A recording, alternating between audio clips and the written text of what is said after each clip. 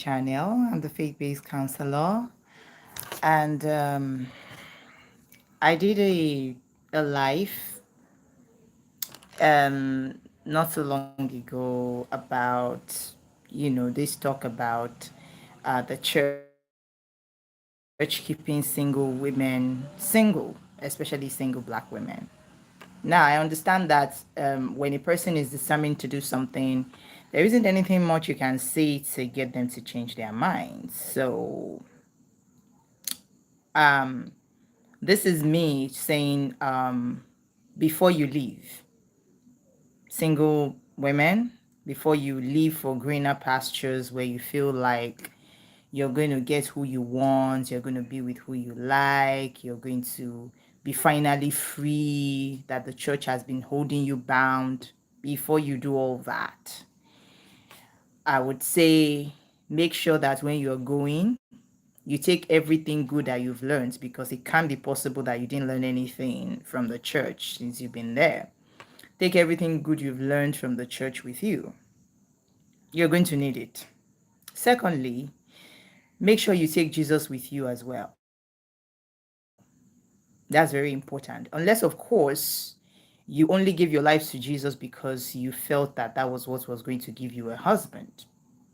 And since you haven't gotten the husband you gave your life to Christ for, you now feel like you're not just living the church, you're also living Jesus. I would say take Jesus with you.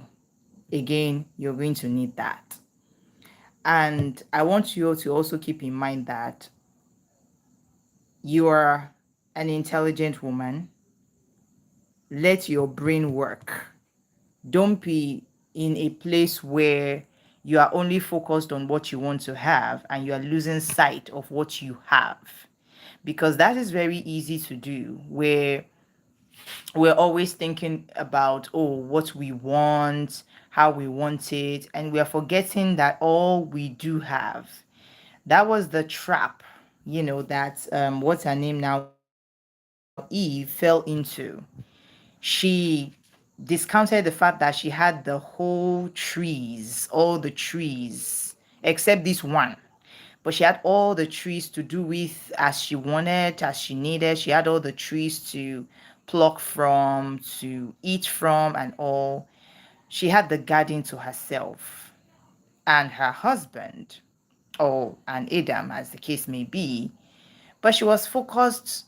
She, instead of focusing on what she does have, she was focusing on what she did not have.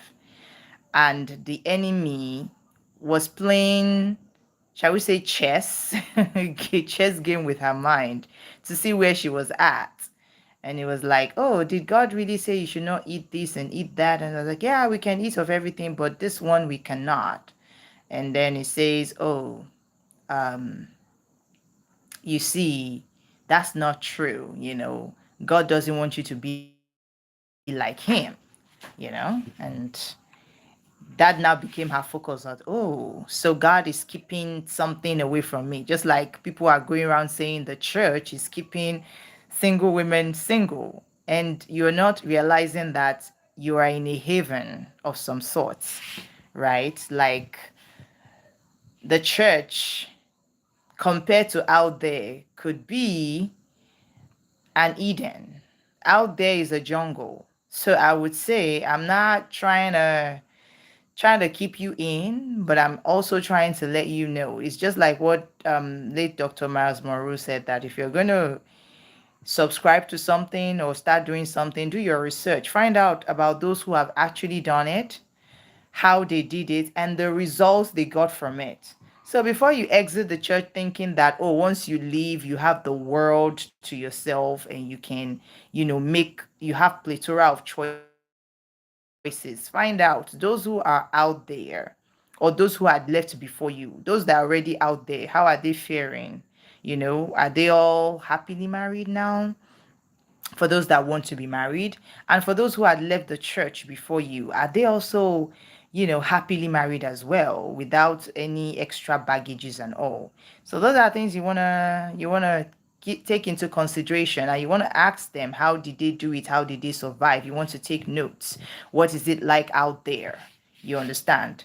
To go out there is a jungle, like I said. I need to learn the rules of the jungle, because all the rules you've known is church rules and church etiquette and church way of doing things in church, but the way of the world is kind of different.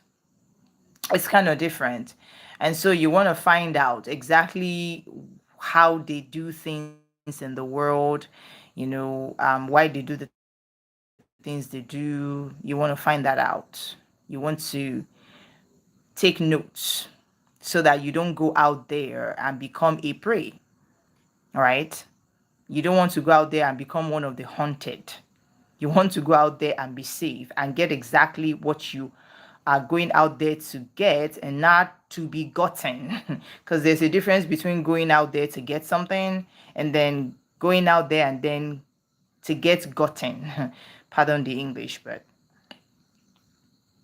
so that is really important in the scheme of things. Like, have information. Don't just go out there and be like, oh, I'm just gonna, because you are living a form of protection, whether you believe it or not. And sometimes when you're in protective custody, in quote, let's put it that way, you always feel like you're in prison after some time. um it takes knowing what goes on out there to realize that you are actually being protected from a lot of things. And so it would feel like all of this is going on around you, and you're bored, you're not getting what you want to get, and it's like, oh, your church is holding you in and all of that. You want to ask those who have been in the world and are now in the church, like, why did you leave? You could have probably given your life to Christ and stayed out there. Why are you in church now? Why did you leave out there to come in here?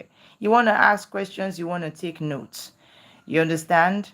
um because the dating scene out there is wild. All right, it's wild out there. People get drugged. All right, that's a real thing. People get drugged, and it's done with so much expertise that even those that are out there, often fall victim of it, because sometimes it can be sprayed in the air. Sometimes people can have it on their clothing. They're immune to it. They've taken the antidote for whatever that is. You are the only one in the room who is being targeted. And so even the people you say you trust that are going to look out for you, they might be in on it, or they might as well have been knocked out themselves. That is the way of the world. They're nice to you while they're, treating you badly. Does that happen in the church? Oh, absolutely. But the way it happens out there is much worse than how it happens in the church. So you want to make sure that you get street education, you get outside world education, you learn about what is going on out there before you step out there. You understand? So I'll just say, take Jesus with you. Uh yeah, take Jesus with you, take your common sense with you. Take some schooling and learning with you. You're going to need it. My prayer is that you get to see what it's like, as opposed to really experiencing it, because that might be worse. That's all I can say. And of course, you have to also review why you gave your life to Christ. Because if you are beginning to think like your church, or the church, not just your church, but the church, that you're not even considering changing church. You're not considering, what you're considering is going out there and dating and doing things outside of the way you have been taught. You now want to reevaluate. Why did I give my life to Christ? What was the reason? What was I seeking? Have I ever loved God unconditionally? Like, even if God doesn't give me what I want, would I still love him? Am I at that place where I have to choose between what I want and God, and my love for God? Am I at that place where I have to choose between what I want and my salvation? So that time comes for people in different ways.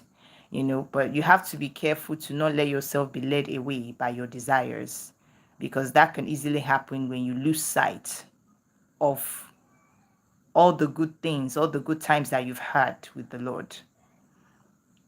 So I'll say maybe what you need is a reflection, a retreat, where it's just you and God.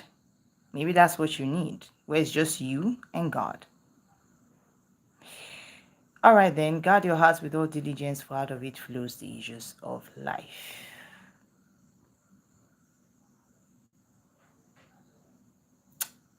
See you next time. Take care.